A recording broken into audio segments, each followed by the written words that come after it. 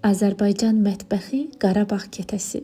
İlk öncə bir xörək qaşığı maya, üzərinə bir xörək qaşığı şəkər tozu, 3 xörək qaşığı ilıq süd, bunları ehmalca qarışdırıb üzərini örtüb kənara qoyuruq mayalansın.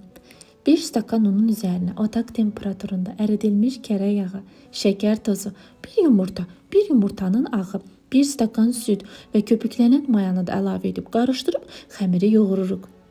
Sonda 2 xörək qaşığı duru yağ əlavə edib tam yoğurub acımağa qoyuruq. İçliyi hazır edək. 1 stakan şəkər tozu, əridilmiş soyuq kərə yağı və 1 stakan un, vanil əlimizlə umac edirik. Üzərinə çəkmək üçün 1 yumurtanın sarısı, 1 xörək qaşığı süd qarışdırıb kənara qoyaq. Xəmirimiz acıdı. Havasını çıxardaq. 5 kündəyə ayırırıq. Kündələrin üzərini örtüb 20-25 dəqiqə dincəldirik. Hər kündəni ehmalca yayıb, demək olar kiçik yemək servisi qabı ölçüsündə. Arxa üzünü çevirib 3 xörək qaşığı içlik əlavə edib ehmalca bükürük. Bükdükdən sonra əlimizlə ehmalca yassılayırıq. Listəyə yığıb 20 dəqiqə dincəldirik.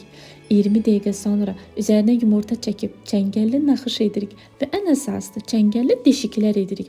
Artıq yersiz qabarmasın deyə. Milli mətbəximizin ən dadlı Qarabağ kətəsi. Qarşıdan gələn Novruz bayramınız mübarək.